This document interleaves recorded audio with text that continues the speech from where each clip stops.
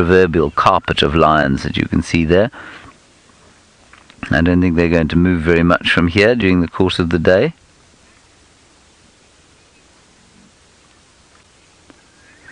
Ex-Ranga Yusad's feeling a little bit like maternal Monday. It is rather, isn't it? Beautiful hyena youngsters. Now we have the Nkuhuma Pride, and it's quite possible that they will shortly be joined, and by shortly I mean sort of in 5 or 6 weeks, by a new set of cubs, birthed perhaps to amber eyes. So yes, maternal Mondays it is. I think that would be quite a nice tradition, actually, maternal Mondays. For some of you are still on Tuesday, aren't you? If you're on the far west coast of the United States, I imagine you must hardly be on Monday. You must still, at least, you must still be on Sunday. You're still having a weekend. The rest of us slaving away on a Monday morning here.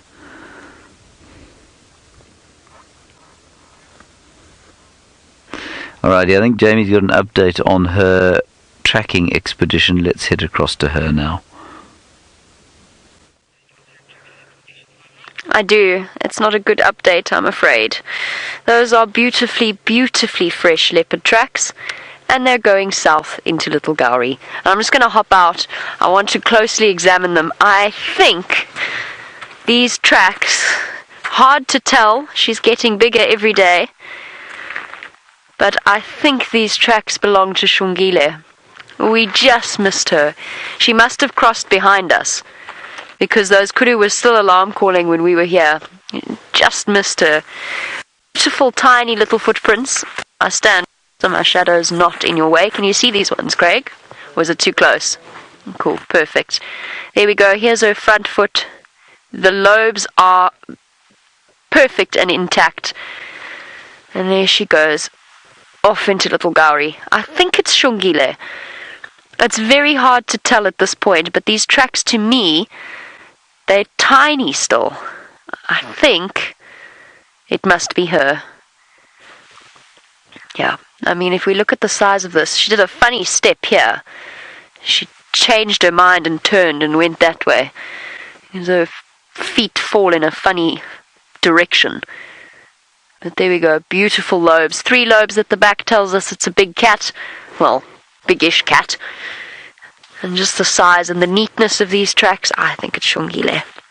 Oh, what a pity.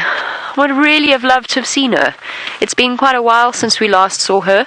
Obviously, we're all concerned about how she's doing. She seems to be fine, but it's been a rough time for her and for Hasana, her brother.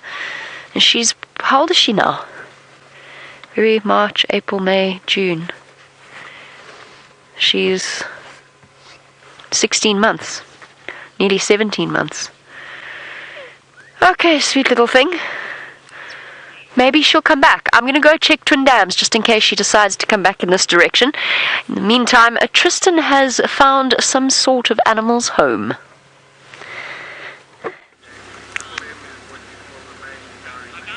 Well, not foam, Jamie, as much as it is a massive web filled with leaf litter and varying other things. So this, if you can believe, is a nest for thousands upon thousands of spiders.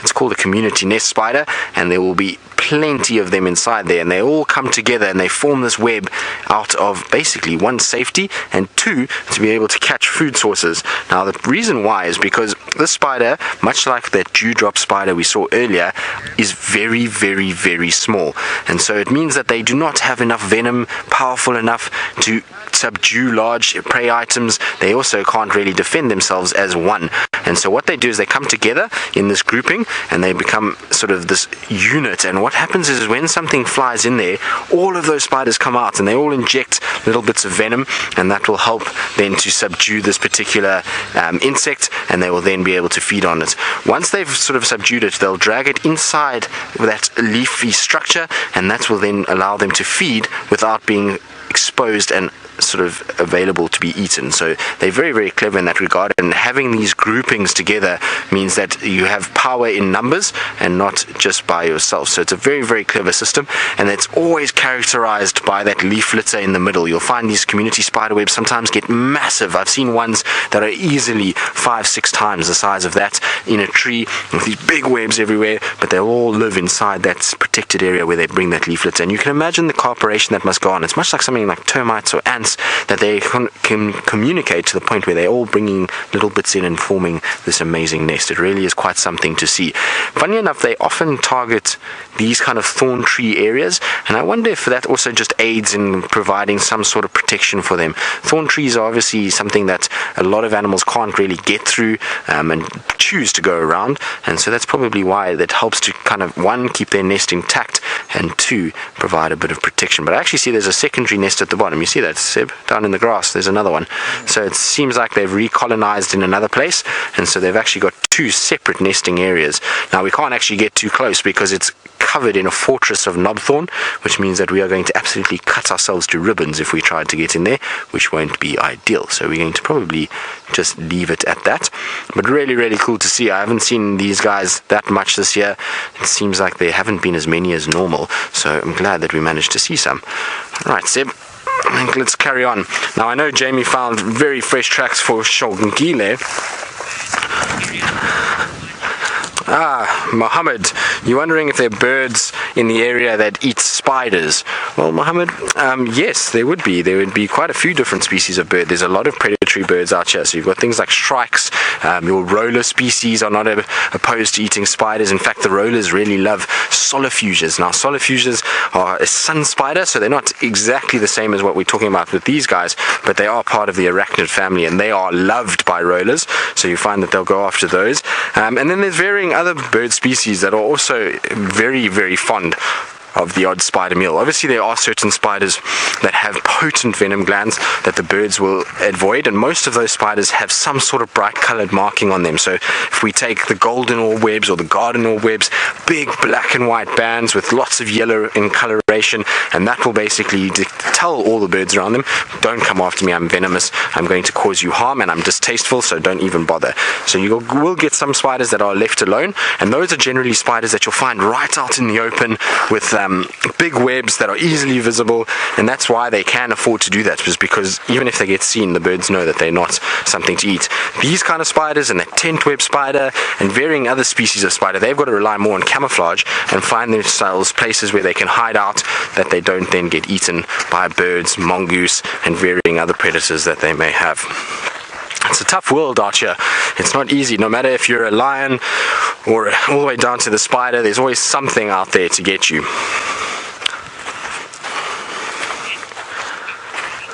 So, Southern Gorilla, you wonder, why do spiders not get caught in their own webs? Well, that's because they have very specialized legs. They have these basically look like little claws on the end of their feet, and those are able to grip each individual piece of silk, and they can then move around on those. Also, within their web, when they build it, they're going to build a different type of silk in between everything, and that type of silk is not sticky, it's not viscous, and so there will be certain areas that are, and they just try and bypass those, and they use their anchor lines basically to move along. But those little claws mean that they can kind of grip the web without actually sticking to it too much. Most of what happens when spiders catch their prey is an animal will come and they'll say this is the web, and they cross over multiple different strands, and that means that the body actually sticks to itself. If you're walking on each little strand, it actually is not that sticky at all, and the spiders are able to deal with it. So they have different types of web that they'll use, and that helps them to then negotiate also around, which is very, very cool. Some of the spiders that we have out here, like the garden orbs and the golden orbs, will have 7 different types of silk that they'll spin into their web, and that's because they need it for all varying uses. So they'll have the silk that wraps up prey, which comes out in a big net. They have the fine lines that are sticky, that allows them to catch catch animals. Then they'll have their anchor lines, which are these big, thick, golden strands that go up and are very, very strong. And so there's all these different kind of silks that they produce, which will help them with catching of prey and then moving around their web itself.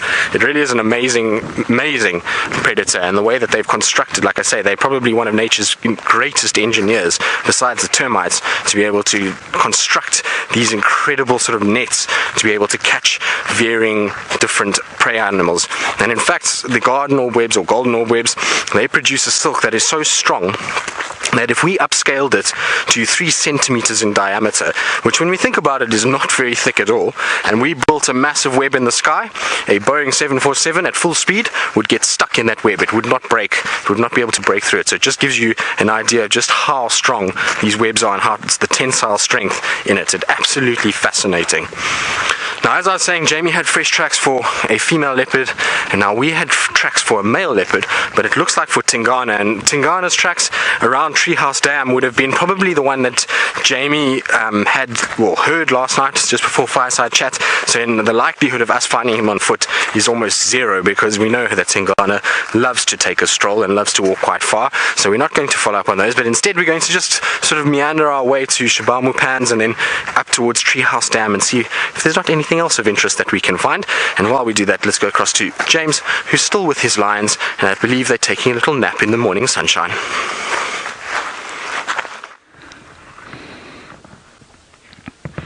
It seems to me, everybody, that I think from what I've heard, and I'm sure Jamie's just told you, the tracks of whatever was making those kudu alarm calls seems like it could have been Shongile, and she seems to have crossed south, which I'm not sure if you've been told or not, but that seems to be what was going on around Treehouse Dam earlier. So, well, nice that there have been tracks of the young female. Very unkind of her not to stay there. We're going to continue sitting with our lions, I think, probably for another 10 or 15 minutes, and then we might go in search of some elephants as it starts to warm up around here. Because, of course, as we know, as it starts to warm up, so the lions will become more and more comatose and less active. But it is just a great joy to spend some time with the Nkuhuma Pride. Second day in 3.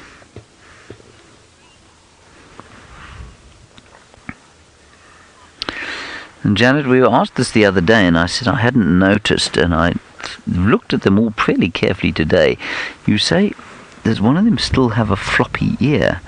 And Janet, the answer is, I don't think so. I think the floppy ear has healed. Now, I didn't know that would happen. I'm pretty happy for the lion that it has happened, but I'm quite sad that it has, because it was such a characteristic thing. And for those of you who don't know, one of these cubs damaged an ear or had a malfunctioning muscle or nerve or whatever it was, but her ear flopped down to the side, and it was very funny to look at, and she was so easily recognizable, very cute, but that ear seems to have healed.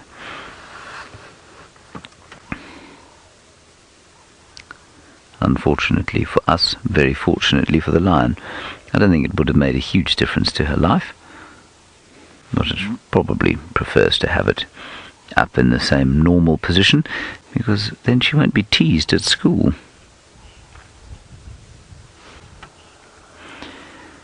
Now, Ruti, you're wondering about aloe suckling, and I know that you were talking about that with Jamie. I'm not sure if you were, Ruti, but somebody was. And how Jamie was telling you how hyena do not aloe suckle. They don't suckle each other's cubs. But we know that lions do absolutely do that. And so whichever female has got milk, whichever female happens to be lactating, she will most certainly suckle any cub that is still trying to nurse. Now, what's interesting, of course, is that if Amber Eyes, one of them has got a horrible sneezing fit, if Amber Eyes does have cubs, and when she brings them back here, it'll be interesting to see if the rest of these ones, especially the slightly younger ones that are here, try and suckle from her, because in theory they should all have ceased their suckling by now, and in theory They should only be eating meat, but we have watched a few of them try to suckle even at this late stage of their existence, and that's quite strange. Not really sure why that is the case, unless they just were hungry the other day, and they certainly did look hungry when we saw them last. Michelle, you're wondering about inbreeding and whether it happens within this pride. It doesn't happen so much within the pride as it happens between the dominant male coalition and pride members. So remember, the dominant male coalition is extra to the pride. They are not part of the pride, but they could quite easily mate with their daughters when their daughters are sort of 2.5 to 3 years old. And it is also not impossible that a male lion in a pride like this could try and mate with his daughters or his mother. That absolutely does happen.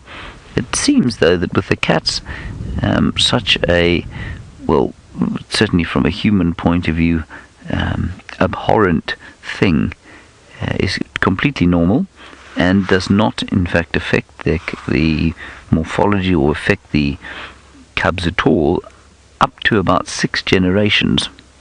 So it seems that, the odd bit of inbreeding doesn't seem to make any difference.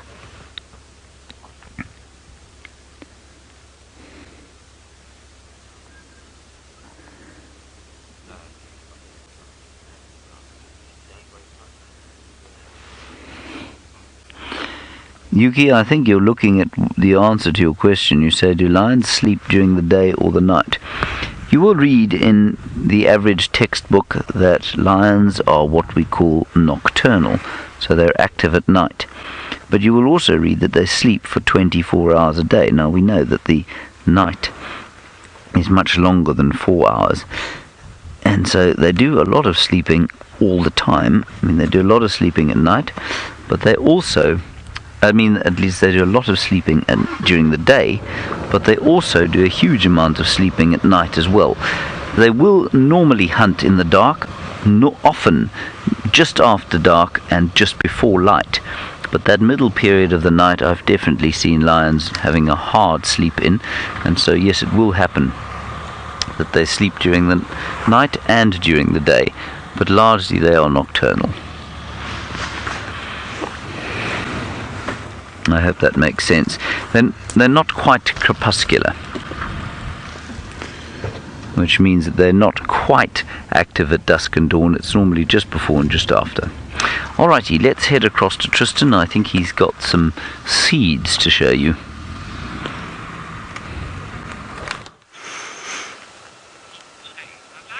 Well, no, not seeds, James. We have probably some of the most putrid water I've seen in a while. We're at Shabamu pans and there's algae floating around all over the place, and I'm sure there's bits of dung in here, and you can see why the animals don't really like to drink this water at the moment. It is not exactly clean. You can see Seb is kind of showing you as that algae is moving around. It's a very sort of dirty, disgusting mix of algae and dung and putrid water, really.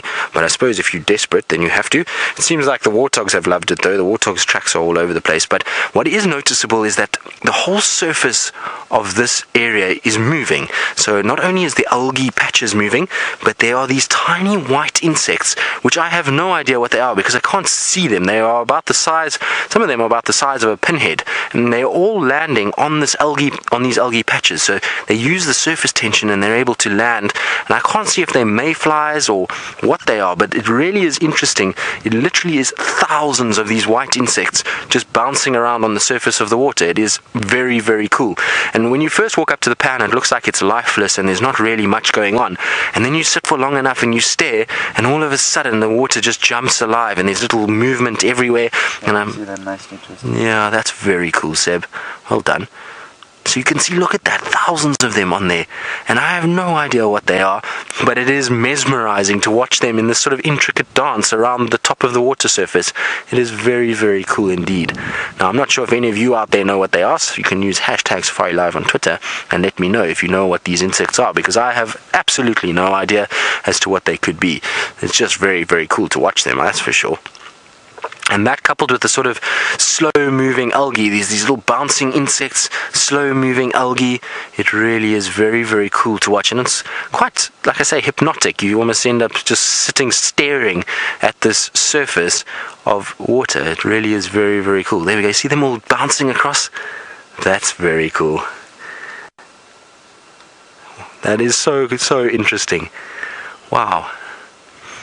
Like I was saying earlier, sometimes, we get so caught up in the bigger things, and it is amazing what is actually going on right under our noses. We drive past shabamu pans at varying stages of the day, and often just drive past and think, oh, well, there's no leopard or lion or elephant or buffalo or warthog, and so we carry on. But it just goes to show that sometimes when you look a little bit closer, nature has so many interesting things to show us and so many beautiful sights that even in this sort of foul water, there is something amazing to watch and take notice of.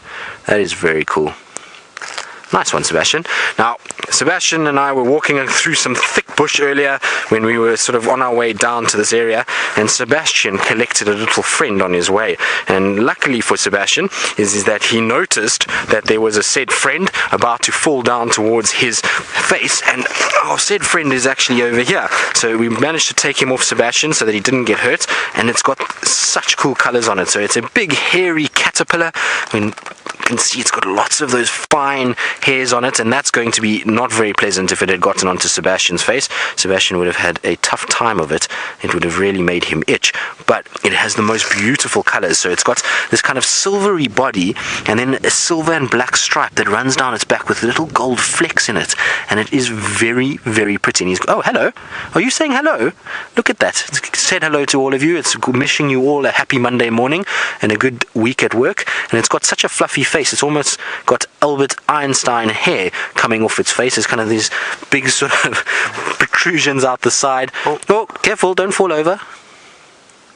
Is this a bit of tough terrain? I think what I might do, because a caterpillar out here is not going to be probably going to survive very long, so since it was on Sebastian's hat, I might just move him to a little bit more thick bush so that he doesn't get eaten. Are you struggling with this terrain? Are branches much easier, little caterpillar? It must be quite tough because this is quite loose sort of soil. So Chantal says that some of you know what these insects are, or what you think these insects are. So it would be quite nice to know what they are and what you think they were, the ones that were skipping about on the surface of the water.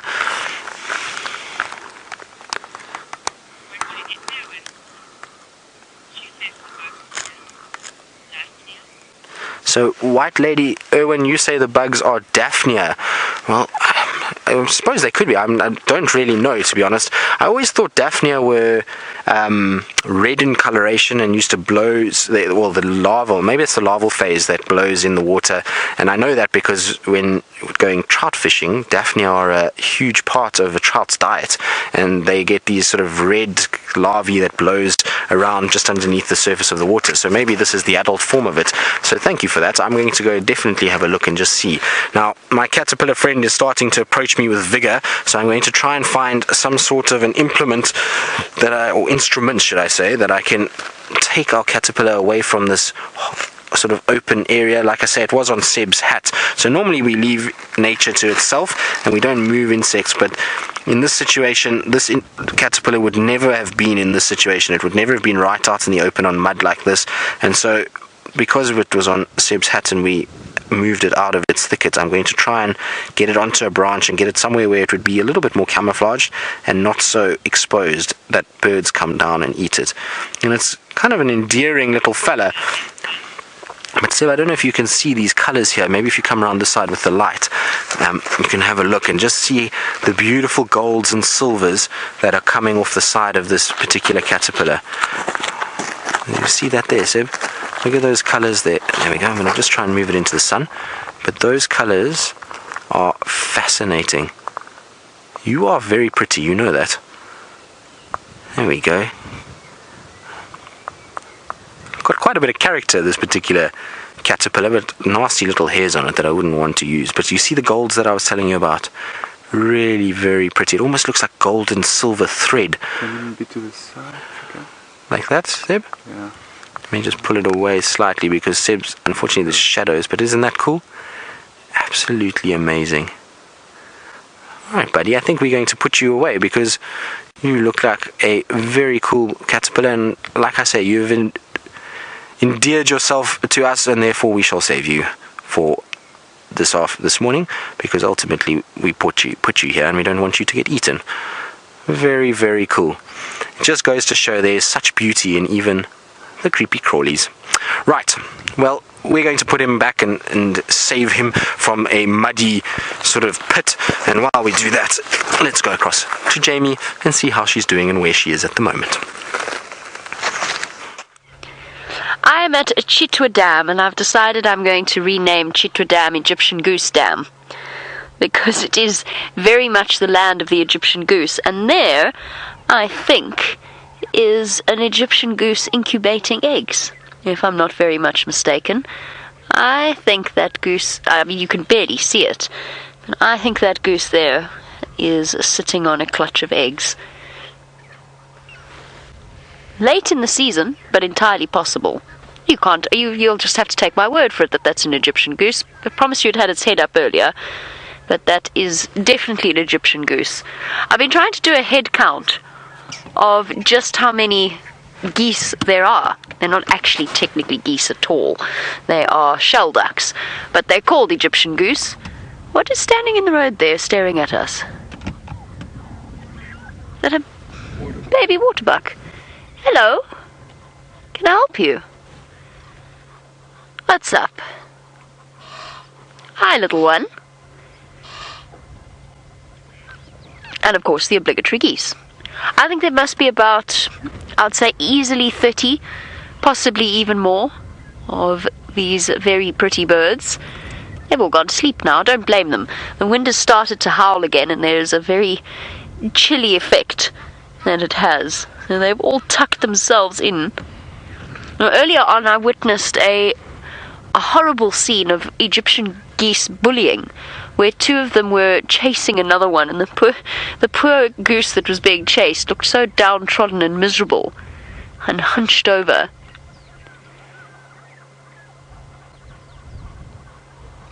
Here we go, having a good scratch behind the head.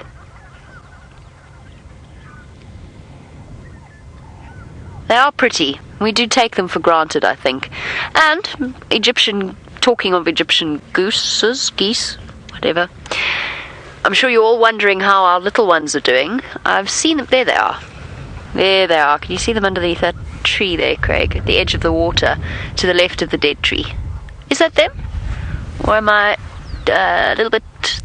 Okay, there's Mum and Dad. If you go a little bit to the left. The left. We just... How funny is that?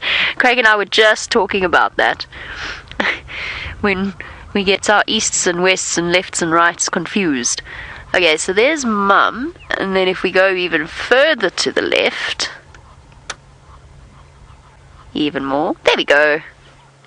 They're the little bundles of fluff. 1, 2, 3, 4, 5, 6. Oh, good. Now, there were 8 originally. We don't know what happened to 2 of them, but I'm happy to say that we've now seemed to have stabilized on 6 little goslings. And the wonderful thing is, because we visit this dam regularly, we've actually got such a lovely idea of how fast these geese grow. From 2, they were tiny, tiny little bobbleheads of birds, to they're sort of starting to take shape. They're still very fluffy. Gorgeous. Right, I'm sure you're all wondering what James has been up to. Let's jump back on board with him.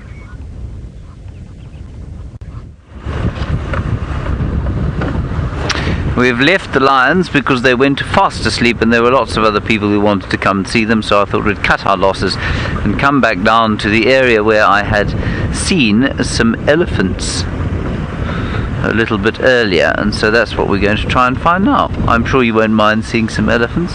I know you wanted to see a leopard today. Everyone wants to see a leopard every day, but it's not always possible. The day has turned from dark to bright, so extremely bright that it's actually difficult to look around without some form of filtering device on the front of your face, i.e. a pair of sunglasses. And you may notice, I don't know if you can, this camera is struggling a little bit with the light, but it seems to be doing all right. Fergus's mood, however, is, well, I'm not going to say it's as sparkly as it normally is. He's been put in a slightly bad mood by the new camera, and that's not necessarily the camera's fault, nor is it Fergus's fault. They're just getting used to each other, and while they get used to each other, there are the inevitable frustrations of creating and coming to an understanding in a new working relationship.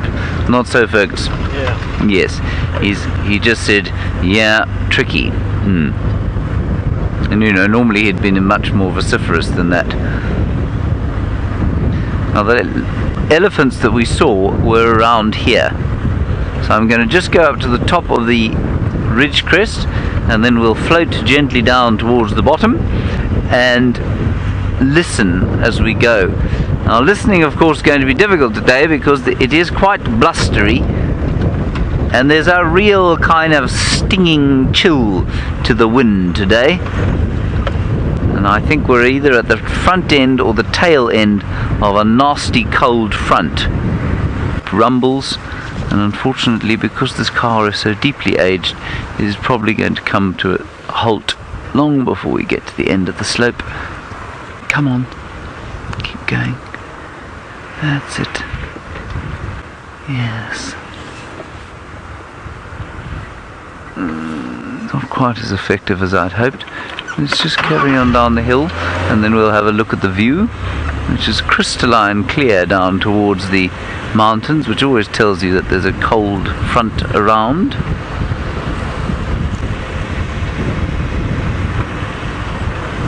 Okay, we're not going to have a look at the view. Let's head across to Tristan, who is walking.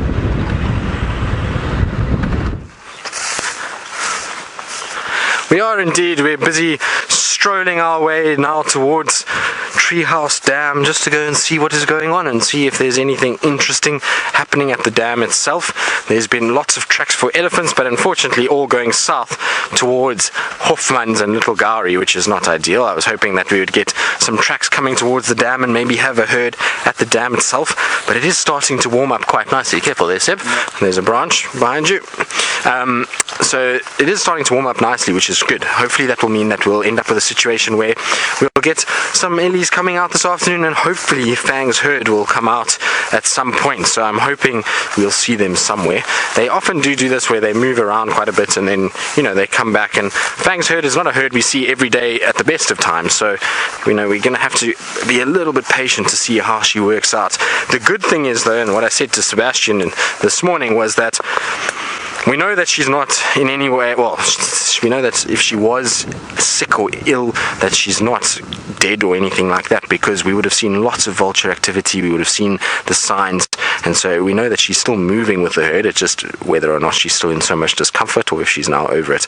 And I suppose only time will tell. We should hopefully see them now that the weather is starting to change a little bit and we're starting to get more brighter conditions. Hopefully she should be out and about, and we know that they come past Djuma Dam fairly regularly, so hopefully she will be out soon. Right, we're still sort of meandering towards the dam. The dam's not too far from where we are now, so we're going to try and pay attention because we know that there has been a buffalo bull hanging about in this area. And so while we make our way there, let's go across to Mr. Hendry with a beautiful view of the African landscape. We are looking at a beautiful view of the African landscape. I'm just trying to figure out which piece of the African landscape that is. It is one of the hills of Ulusaba, I think. In fact, that's the hills of Newington. But just in front of those, on the left-hand side of those hills, you will find Ulusaba the Lodge, I think, which is owned by the, shall we say, relatively competent businessman known as Richard Branson. You may have heard of him. He has a small brand called Virgin. If you haven't, never mind. I mean, there are slightly bigger brands in the world. And then, of course, beyond that, we have the great Drakensberg Mountains, and you may just be able to, and we can actually see Bushbuck Ridge. Now, Bushbuck Ridge, if you go just to the right of that, Ferg, yeah, just sort of zoom in there, just over the top of those hills, and then sort of pan to the right, and what you'll see is a settlement known as Bushbuck Ridge, and that is the ridge called Bushbuck, and it's, I suppose, not quite the foothills of the Drakensberg, but just about. And there are a lot of people living there, and a lot of the Shangaan people of this area come from Bushbuck Ridge, and if you say to anybody, I'm from the Lowveld, they say, oh yes, from Bushbuck Ridge. They know what that means. And then every so often when I look in that direction, I see birds, vultures normally, taking off. Can you see those two birds? There we go, well spotted, Fergus, even with your new camera. Fantastic. And they're taking off because it always happens around about 8:30, I suppose, that the sun starts to warm the earth sufficiently that it sends up a thermal or two. So whatever tree they were on during the night, or whatever kill they were finishing during yesterday, have now left, and they're going to go into the sky and repeat the process of climbing up into the atmosphere and seeing what they can find. In fact, there are quite a lot of them coming up off the ground there. If you go further down and to the right, just where those others came off, you can see every so often a vulture comes off. Yep, there you go, you got one there in the middle of your picture. There we go. That's very cool. So I think there must have been a kill there. It's further south of where the Nkuhumas were, so I don't think it was theirs. Perhaps it was shadow, perhaps it was some hyenas, who knows.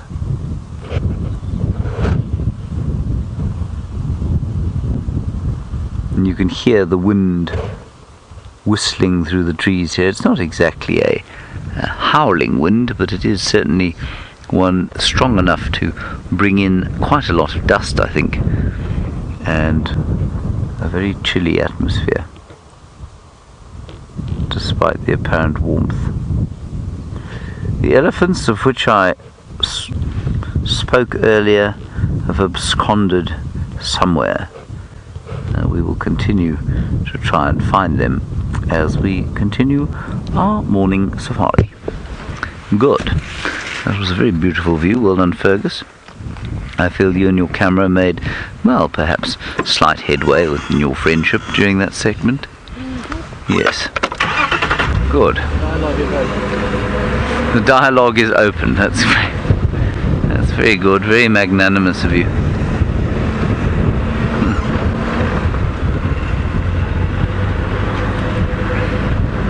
I'm just waving at a game drive. They're having their morning coffee. Now, Byron used to have his morning coffee, of course, on game drive here. Not a bad idea. Fergus, have you had your morning coffee? You didn't spill it today, did you? Well, that's very clever. Fergus normally spills his morning coffee in the bottom of the car, which puts him in an even more foul mood than his new camera does.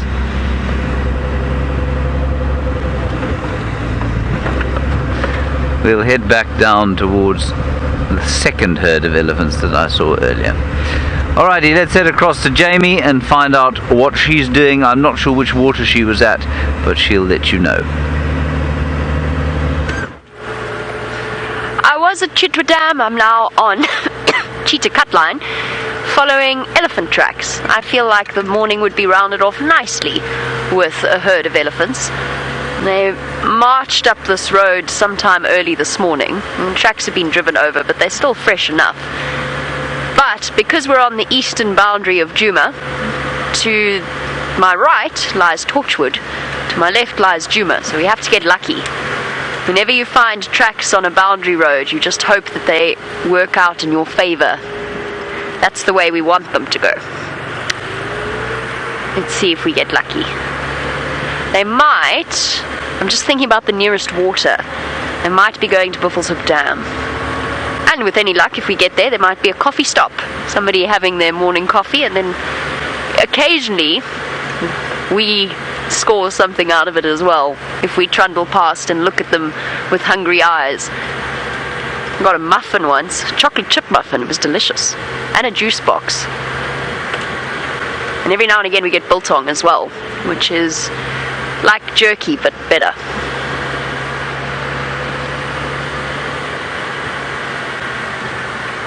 Let's just have a look where these tracks go.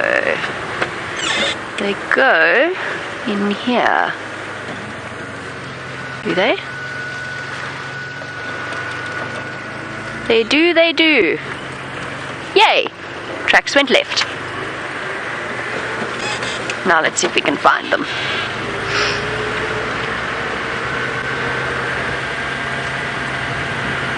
I'm going to go off in search of these elephants. In the meantime, Tristan is feeling very brave this morning, and he's found the stomach contents of a hyena.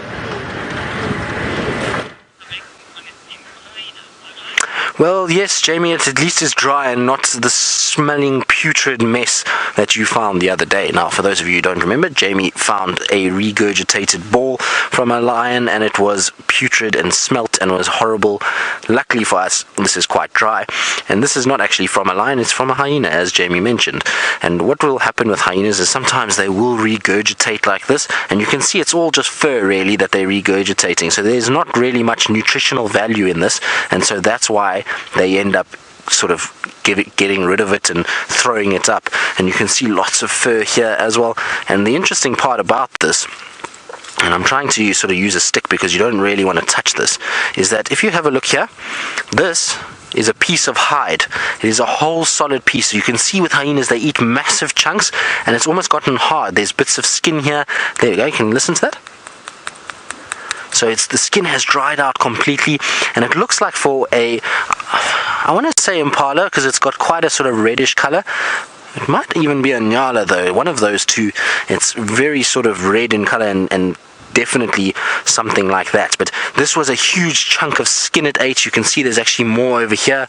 So there we go, you can actually see the skin itself with the hair stuck to it. So this hyena must have eaten big fat chunks, and it couldn't digest this properly, and so they then vomit up these hairballs, and this is what comes up. It's pretty nasty, really. And there's a few bones stuck in here. I'm just poking around in it. There's a nice sort of piece of skin. Now, if you were a fly fisherman and it wasn't out of a hyena's gut, you'd be quite happy with this, because this would be nice sort of brush to make flies out of. But that is out of a hyena's gut, so you do not want to touch that at all. But you can see the skin itself is dry, so this means it's been out here for quite a bit, and it's not been here for a sort of short period of time, and that's why poking around in it is not that offensive. There is also a little bone that fell out, so there's a little piece of bone. Now I'm not sure what that's from, because that bone chip is very thin, so maybe from somewhere around the nose area and that sort of septum, that area. But it just shows you there's always something to look at out here, whether it's not sort of insects and things like that. There is dung to poke through. Now, interestingly enough, if you have a look over here, Seb, you might mistake this for more sort of hair, but it actually isn't. This is a plant that we've got over here, so it does look very hair-like in comparison to the hyena dung, but this is actually from a root of a baboon grape. Now, what happens is they dig it up. Actually, it's not, I lie. Sorry, that's not a baboon grape. This is from a baboon's tail, is what this is from. So it's a type of plant that we get out here, quite fibrous, and the elephants often do break it up and try and eat the leaves that come off it, and so this is just what's left over. But it does look very hair-like, doesn't it? Looks a little bit like what came out of that hyena's mouth. Right, onward and forward. And the reason why there's actually this hairball is here is because the hyena den from where we are is just straight north. So we're heading kind of just to the side of that. We don't want to obviously disturb there with the new cubs, but we are starting to slowly make our way back up towards sort of Djuma side. And so this is a nice sort of beautiful walk that you can take through this area. Now, while we kind of meander through this thicket and see what else we can find, let's go across to James, who's got probably one of the prettiest striped horses in the world.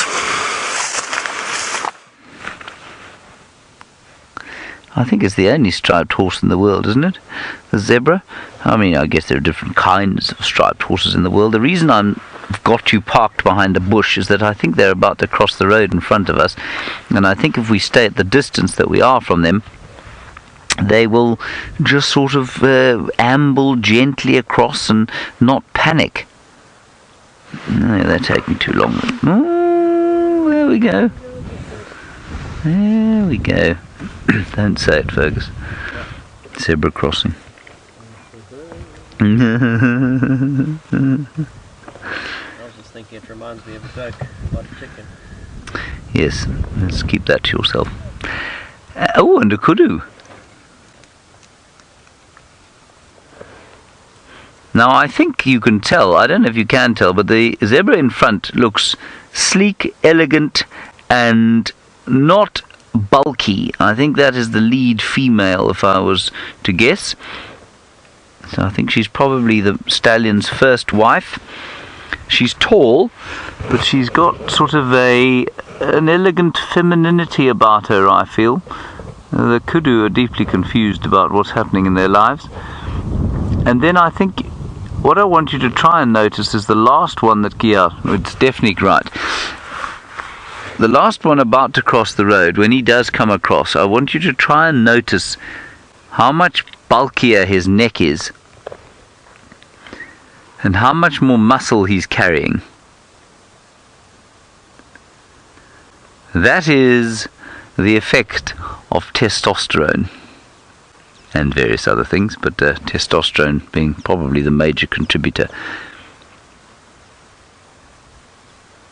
You know, when I first started looking at zebra, there was no way I could tell the difference between a stallion and a mare straight off. I had to sort of look between their legs to find out, but these days it's much easier. He's just got a much thicker neck. He's carrying more muscle. Even though she is probably as tall as he is, she's got a much sleeker, less bulky appearance. And of course the black and white stripes through the honeyed grass there, a wonderful thing to see. Now, what they're doing is heading down towards Treehouse Dam, so I think that we will do the same and see if we can't catch them having a bit of a drink.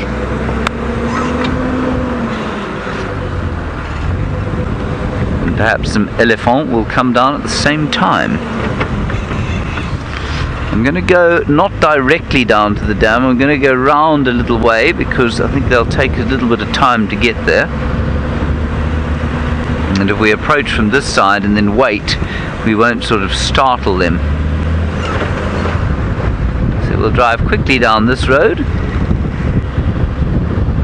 It was a very nice zebra sighting. I nearly rejected it offhand because they were in the thick bush. In the end, it was the wise decision to remain.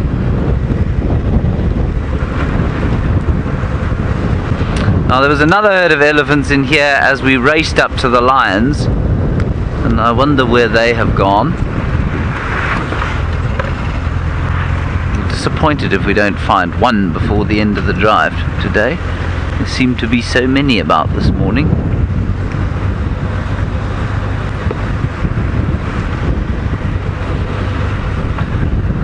Ooze our way down the road here.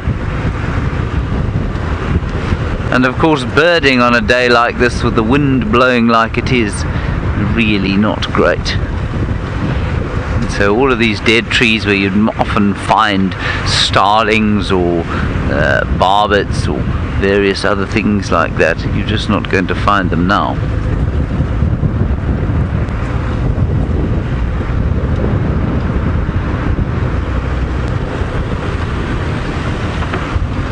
Let's have a quick look. What did I want to show you? Oh yes, I remember now. I'm just gonna, in lieu of waiting to hear what's going on around here,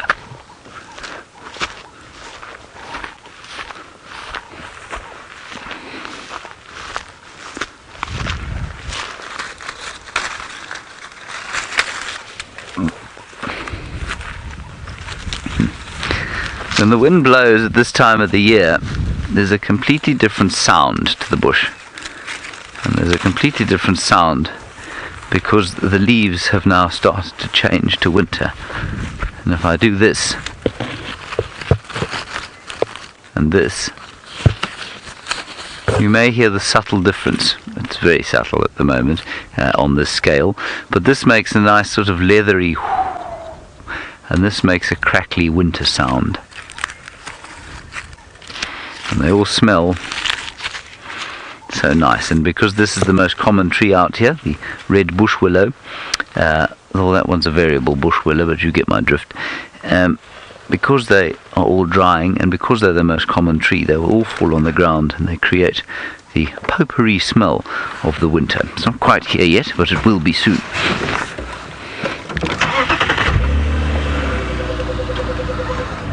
Right, on we go.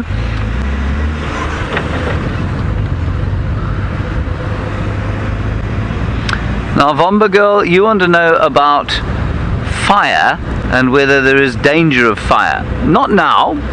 There isn't any danger of fire now, but there will be come September or October, when all of the moisture has been sucked out of the landscape and the grass is really tinder dry, and because we've had a pretty good rainy season this year, you will find that absolutely there will be a fire damage or a fire danger. And so the fire breaks, in fact most of them have been cut already. They have been cut in anticipation of potential fires coming up towards the end of the dry season. That said, it takes sort of 3 or 4 years of good rains to really build up a proper fuel load that will create a major danger, and it also takes a different kind of geology to really make the grasslands that make the properly hot fires out here. I think that come September and October, yes, absolutely, there will be a possibility there are fires in this area. I don't think that they're going to be particularly dangerous fires, because I don't know that the one season of good grass that we've had is going to produce a giant fuel load. So yeah, there might be the odd fire, but I don't think it's going to be hugely treacherous, especially as by the time the business end of the dry season occurs, remember, a lot of this grass will have been eaten. A lot of it would have been devoured by the buffalo that are starting to come back into this area. I have a nasty suspicion we're about to come round the corner and meet up with the ye olde Tristain, Rexon, and who's on camera on walk today? Sebastien. They must be around here somewhere. But I'm hoping our zebra will have arrived at the dam at which we are now about to arrive.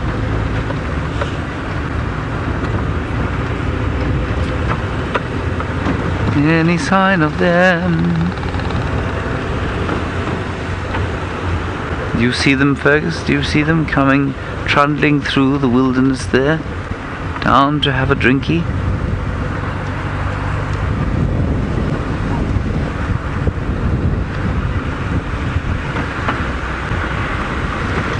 I do not either.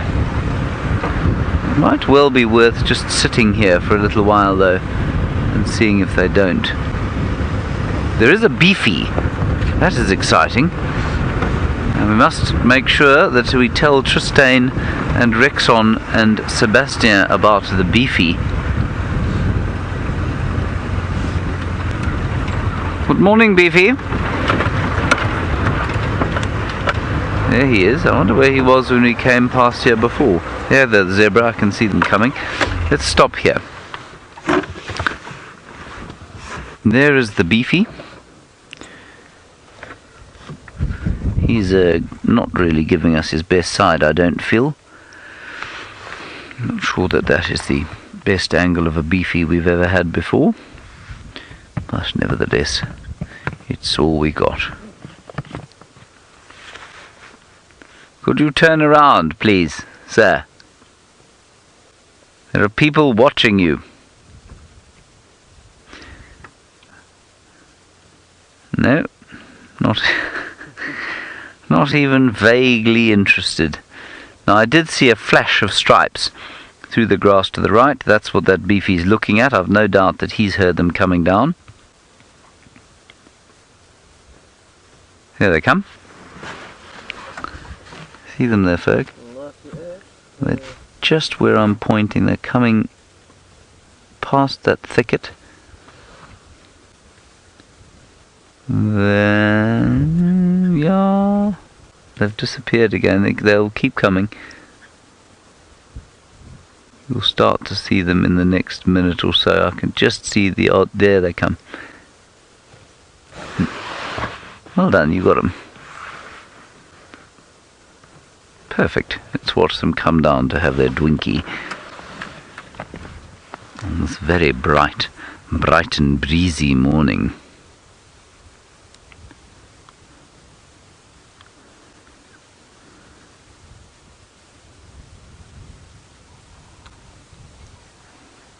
Come on. Yes, Michael, it's a good question you ask me, and it is what happens quite often. You say, will zebras kill foals that are not their own? Michael, yes, they will. They're actually known for infanticide. They're known for being generally fairly miserable so-and-sos. And so, yes, absolutely, you've got to watch out for zebras. And if you are a mare or parent, you need to watch out for strange males, because infanticide is not uncommon with the zebras. Here they come. Will we get the quintessential zebra drinking shot? Who knows? Oh, this is wonderful. Look at them all coming out. Now they'll stop and look to see, is there any lion that is going to bite me? They've just seen Beefy. They don't mind Beefy. Beefy doesn't mind them.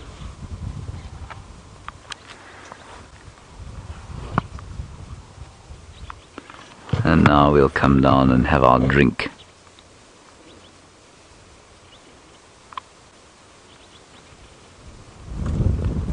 While the wind howls away.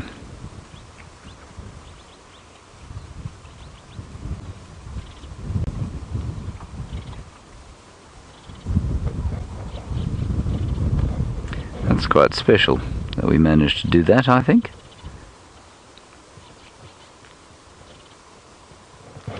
And I suspect they will do this once a day, every day.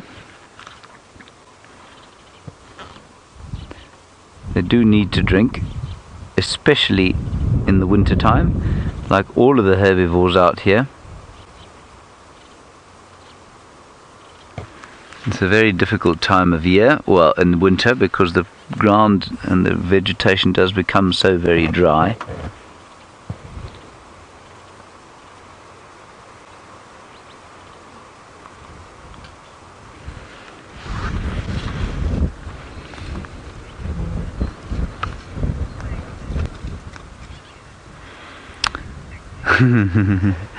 Rebecca Smith, you say, have you been saying zebra wrong all these years? I suspect you are from the United States, and therefore you've been saying zebra. Only in the United States do people say zebra. I'm not sure why they say zebra. What I will concede, Rebecca, is that, well, here's a little interesting thing on accents, of course, and the way the differences between American and I suppose British English. The British love to complain about the fact that the Americans say aluminum, when the British think, of course, that it should be aluminium, which is what this beastly Land Rover I'm driving is made of.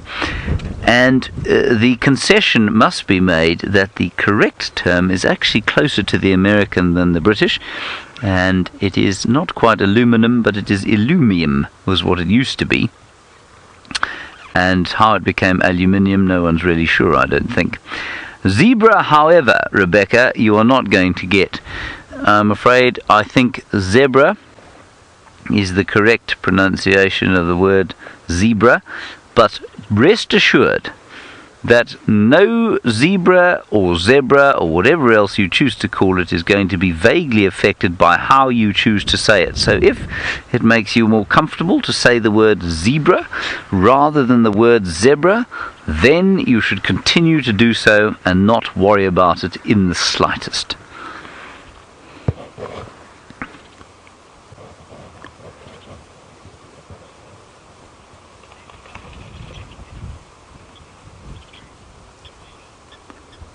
Now, Roshni, you're wondering if the zebra in Kenya are different from these zebra. You do get a species of zebra that is different from these. That's called the Grevy's zebra. And I don't know how long you've been watching for Roshni, but we had a presenter here called Scott. And Scott now works up in northern Kenya, and there they have the Grevy's zebra. The Grevy's zebra does not occur where we are going to be, though, in the Mara. But the plain zebra, it's a slightly different it's a different subspecies of these ones, but they look, ostensibly they look identical, and they are, to all intents and purposes, they are the same species.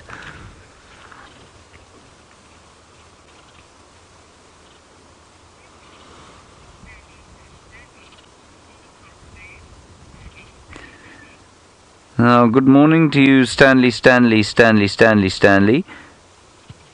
I think I said enough Stanleys there. You want to know if there are crocodiles in this water? Stanley, there could be crocodiles in this water. I think it's unlikely. I've never seen a crocodile in here before.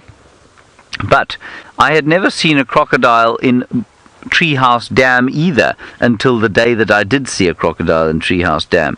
And so crocodiles can be anywhere. And the worst mistake, or one of the stupidest mistakes you can make out here, is to think that because the last time you came past a waterhole there wasn't a crocodile, that there won't be a crocodile forevermore. And I've often told the story of a chap. Should I give his name? I think I will, because he's become a very successful safari guide. He's become a very successful one-armed safari guide called Chris Backus.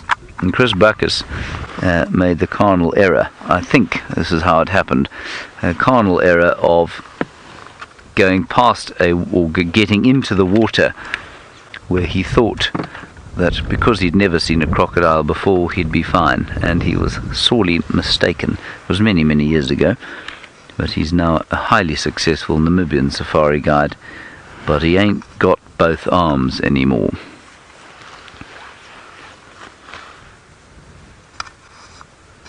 Right, there go the zebra.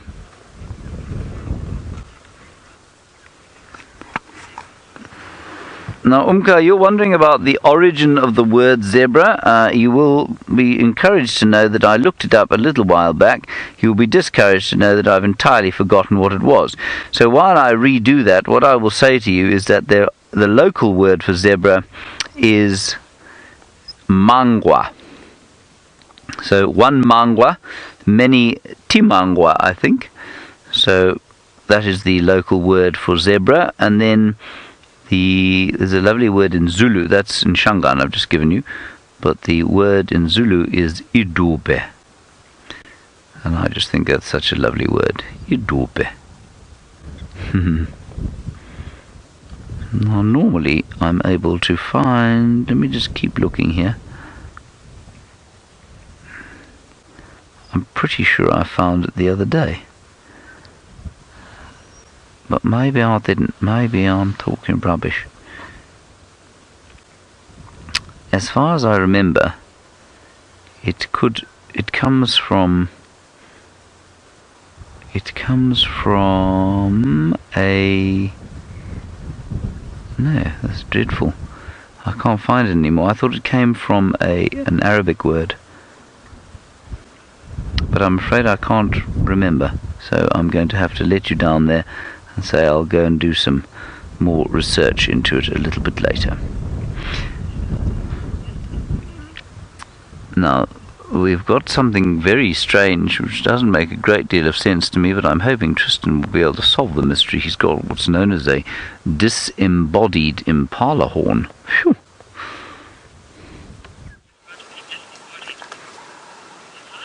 Well, we do, James. The mystery is really not too difficult to solve. It was consumed by a predator and then probably carried around by a hyena for a while.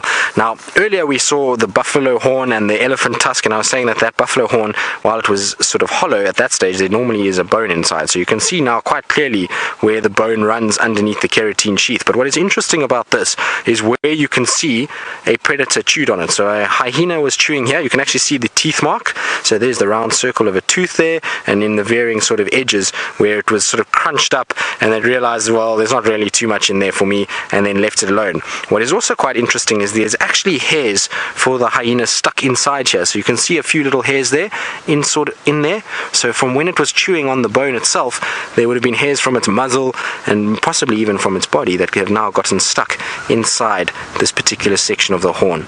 So that is really cool to see. You don't often see that very much at all, and it just sort of ties in together with what we were talking about earlier and how it all looks. Now this particular impala bone is very, very old. You can see quite a bit of soil. There's been quite a bit of sort of erosion, if you want to call it that, or breaking down of the bone. These big furrows that you're seeing there are going to start sort of wearing away, and little chips have already started to come off it. And as time goes on, so these little sections start to wear down more and more and more, and eventually this entire sort of bone structure and horn structure will be completely gone. What does interest me though is that there is no horn boring moths on this particular piece of horn, which is very odd. Normally when a piece of horn like this sits out in the sun for long periods of time, some sort of horn borer would have come on, and I wonder if it's not because the hyenas keep picking up it and moving it. There might be a scent of hyena on here, and so another hyena comes along and picks it up and they chew it, and maybe that's why we're not seeing those horn boring moths on here. But it's very interesting that they aren't here. It's completely foreign. I would have expected at least 1 or 2 tubes to be protruding off this, given how long this has been lying around for, but alas, there's not. Now you can see there's also other things that make use of these horn structures. So just underneath there is a little ant that's coming out. There we go. So he's cruising around looking for any signs of food, probably on here. They won't actually be using this to shelter because, well, it's using it now because I've picked it up, but ants obviously live in colonies, so there's not a colony of ants in here, it's just the one, and so it probably was scouting out, seeing if there was any food on it, and has now kind of got stuck on here. So I'm going to put this back down so that our ant can carry on its way and carry on going. Now here's the actual other horn, which I didn't even notice until right now, but there we go. You can see that's also got visible signs of being eaten, but there we go. There's a horn boring moth case, so there is one on this. Now the interesting thing about these is you can actually see where there were fresh tubes, so that's the moth mouth parts that we're actually feeding. So normally we just see the tube coming off and we actually can't see any other sign, but that's the sort of larval impact that it makes. So if you take away those tubes, there's a hole in the horn itself where the keratin has been eaten, which is very cool. Now these are quite old. This particular moth is hatched. You can see the tube is all broken apart, and it then came out and off it went. But that's very cool. Right, impala horns, let's leave you to carry on decomposing in the bush as we start making our way back for breakfast time. Seb, are you hungry yet? Oh, breakfast is calling, that's for sure. So we are going to start mobilizing back towards camp. We're not too far away, so we're going to try and see if we can't get the whiff of Happiness's bacon and eggs.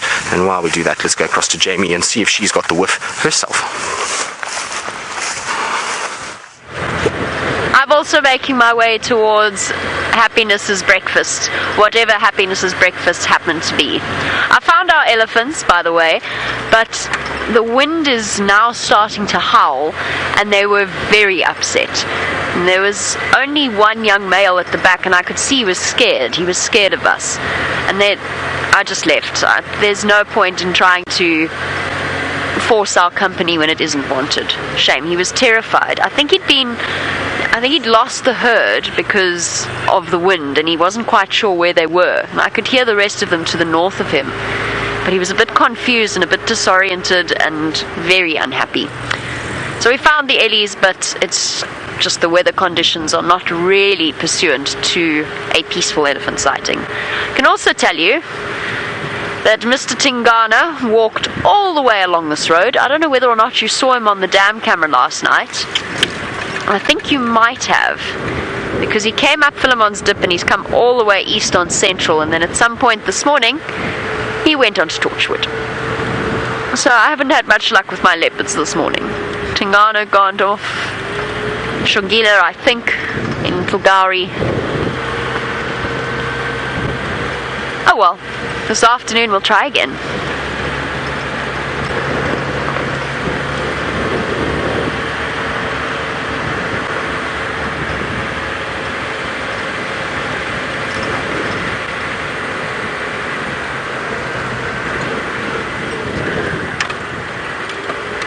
Good morning to Dylan. Yes, the trails that we drive on are most definitely man-made.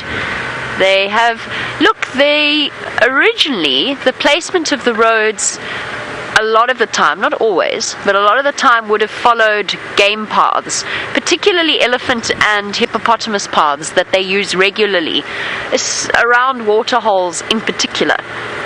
And that's just because it's easier to create a road where there's already a trail. But a lot of the time they are based on natural walkways for the animals, and the animals use them all the time. The animals walk along, they like to walk along roads. It's easier in the same way that they like to walk along the paths, the game trails. It is easier for them. For the predators, it's quieter. First thing in the morning, they don't have to walk through dewy grass and get wet. They can just pad along quietly along the road. And often they form quite a natural, well, an unnatural, but a natural boundary point for a lot of the animals, or a highway that they use all the time. It could be quite cool if I can get us in the right position. How's your view there, Craig? Behind sticks? Oh no, that's okay. There we go. A yellow-billed hornbill.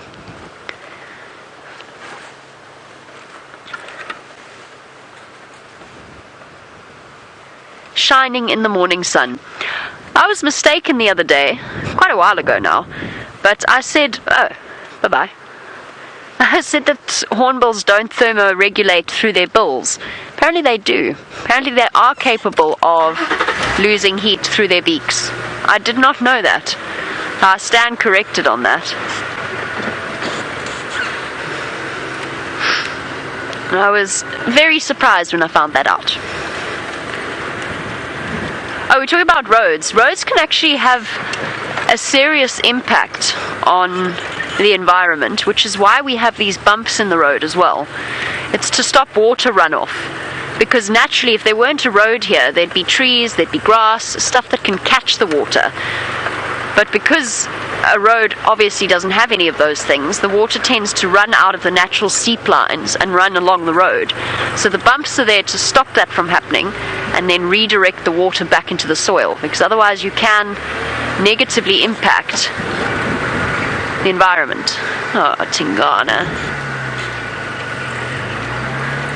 Yeah. Tracks from this morning.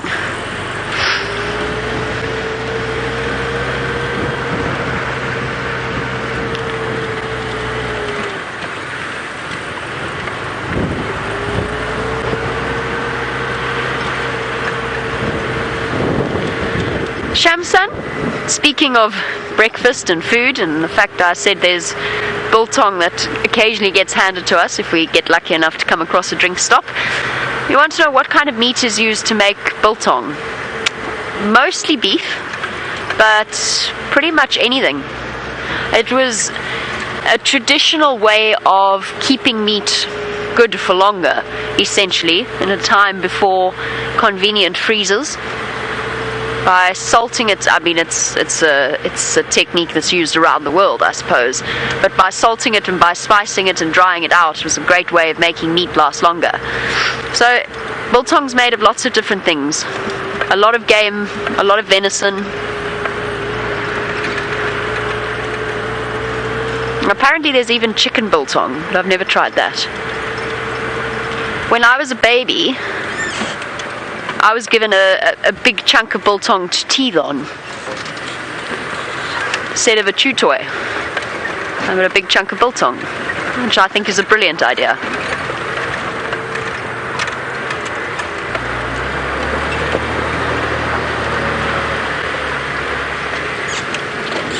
Oh, yay! Saddle-billed stork. I saw a woolly-necked stork the other day at Cheetah Plains, but unfortunately it flew away before we could get it on camera. And here we go, there's a much larger saddle-billed stork.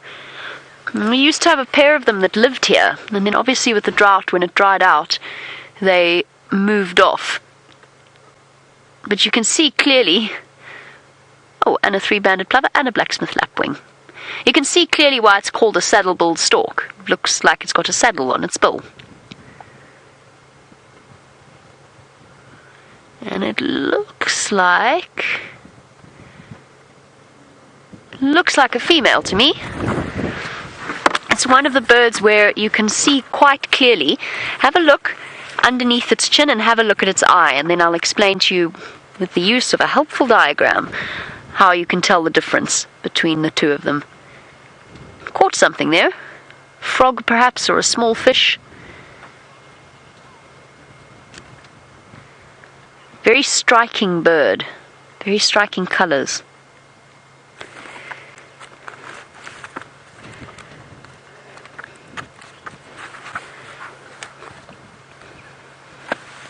So,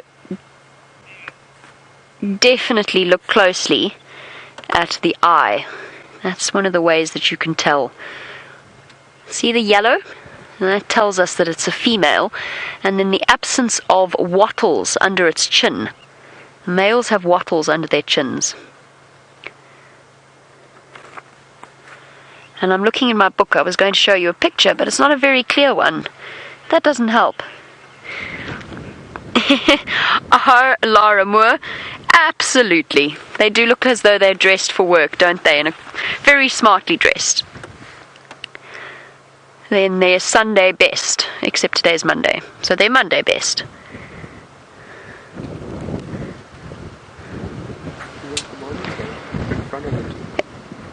Oh wow! Well spotted, Craig. There's a monitor lizard.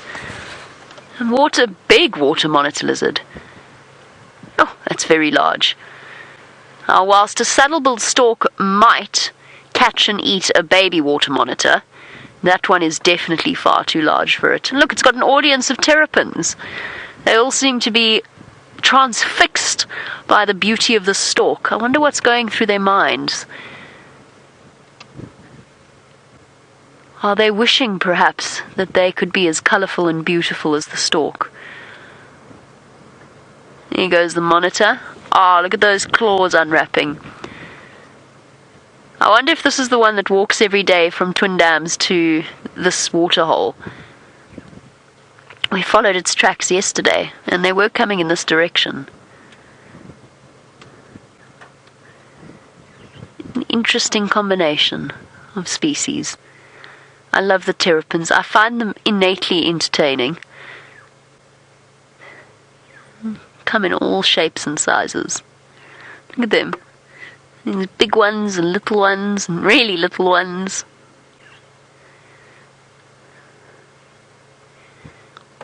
All sunbathing.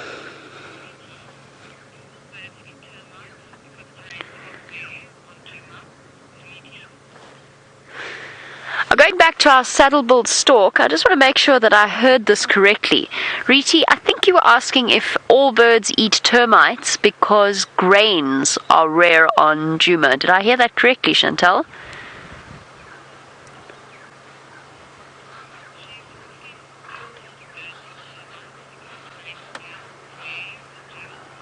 Okay, so it is grains. I am hearing that correctly. Grains. Thank you very much. Okay, cool. Riti, no, not all birds will eat termites, especially the smaller seed eaters. They might pick at the odd termite if they happen to see it around. Termites are such a useful source of protein, and they're so common that they are pretty much fed on by everything. But the smaller seed eaters, no, they'll spend most of their time feeding off the grass seeds, and they're not that rare. There's so much in the way of starch, at least at this time of year and earlier towards the rainy season. The grasses produce huge amounts of seeds, as we know, after every bushwalk when we clear out our socks and our shoes. So grains are not that rare. I assume that is what you're referring to. And the seed eaters and the doves will feed mainly on that. I've never seen a stork feeding off termites, but I wouldn't be surprised if they do. Especially when we have the explosion of alates, the reproductive members of the termite mounds. They come out in huge numbers. Oh look, it's doing yoga. They come out in enormous numbers, and almost everything out here will capitalize on that. Frogs, leopards, hyenas, birds.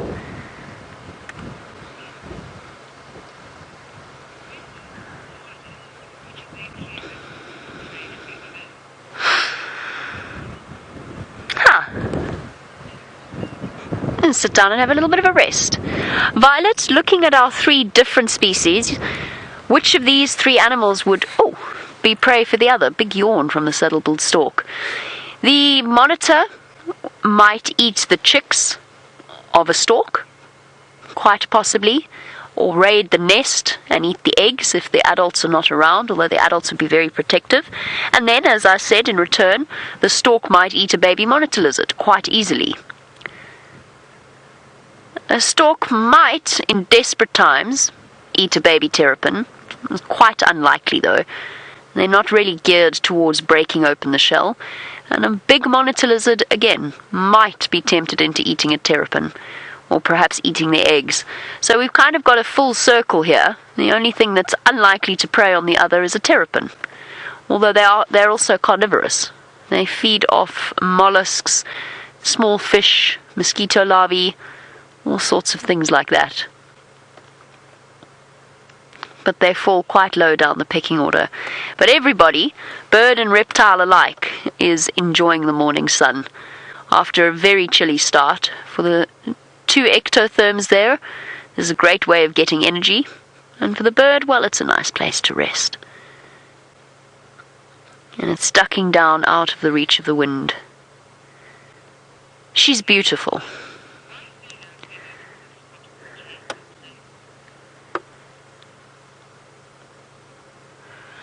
Lynn, you want to know why she has a bald patch at the base of her neck? I'm actually not sure. It's much more prominent in the males than it is in the females. You can see it quite clearly in the males. I don't quite know why they have that, unless perhaps it's got something to do with...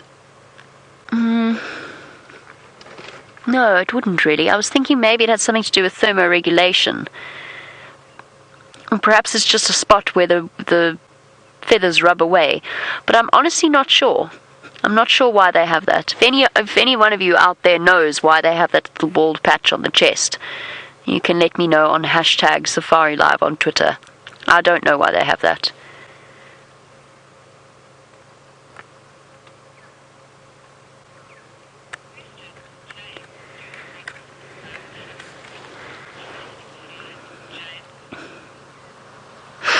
James, I've never noticed that before. James is wondering if the wattles on the males, do they increase in size? And I assume you mean during the breeding season. We just got caught in a dust storm. We got one of those tornadoes not tornado, that's the wrong term. We call them, in South Africa, we call them dust devils, where there's just dust swirling like that. Up my nose, into Craig's eyes. Sorry, James, back to your question. I'm not sure if they increase in size during breeding. I've never seen it.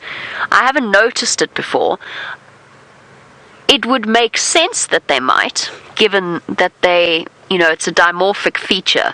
So there must be some level of connection to the fact that it's only on the males, and perhaps it does increase during breeding season. I've never noticed before. And the wattles are tiny. They're just tiny, tiny little protrusions underneath the chin. Obviously, we're not going to be able to see it on a female. I'll have a look, James. I'll see if I can find out, and I'll see if anybody's noticed whether or not that is the case.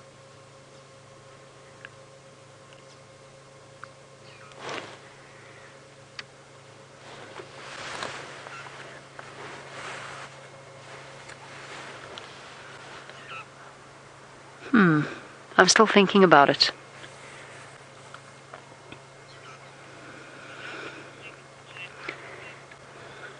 Alright, while I ponder James's question, let's go across to our James.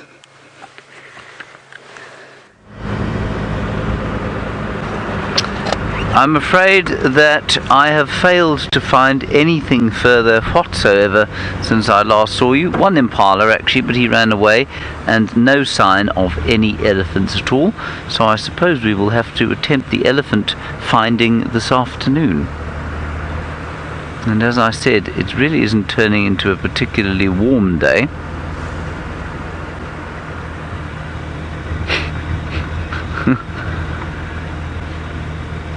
Hello, Naylor 5150. 5150 5150. Naylor 5150, you want to know what my favourite musical animal call is?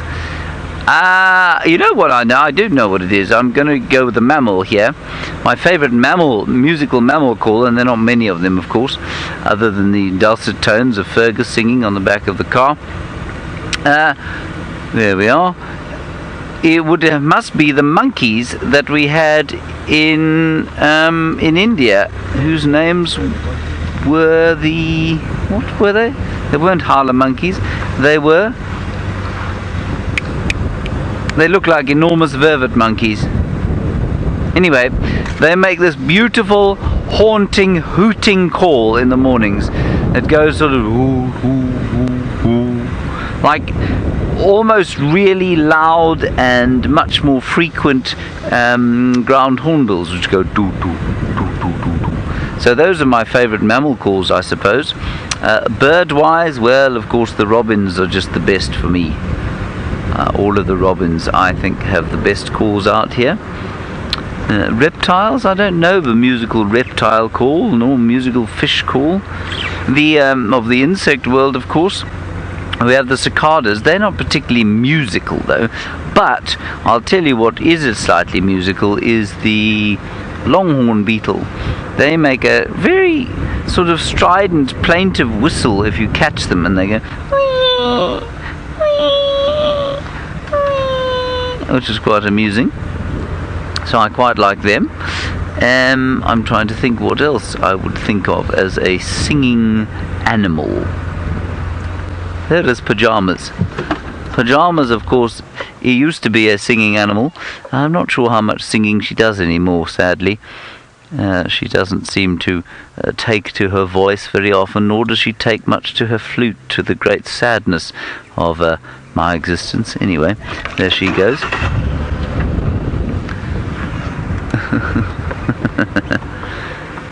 Think of another song, or tuneful creature out here. It really is the birds, though. I mean, mammals generally don't actually make very nice sounds at all. They make very impressive sounds, but they don't make very musical sounds. Any other insect, perhaps, that makes singing sound? Oh, you know what actually makes a really nice, I think, musical, many people find bone-numbingly unpleasant sound, is a fruit bat. And they make a metallic sort of ting, ting, ting, ting, ting, ting, ting. And it really does sound like a hammer hitting on a piece of metal, and I think it's a very pleasant sound. So there we go, the two monkeys, the monkey species, and then, of course, the fruit bat. Those are going to be my two mammal choices. Right, everybody, that is the end of the sunrise safari for the morning of the 29th of May 2017. Thank you, Fergus, for your efforts. Well done on your new camera today. No thumb today. He's very cross, you see. He's going to have to get over that. And a big thank you to Jamie and Tristan, the final control, and mostly, of course, to all of you for coming on Drive with us. We'll see you at 3 o'clock. Bye-bye.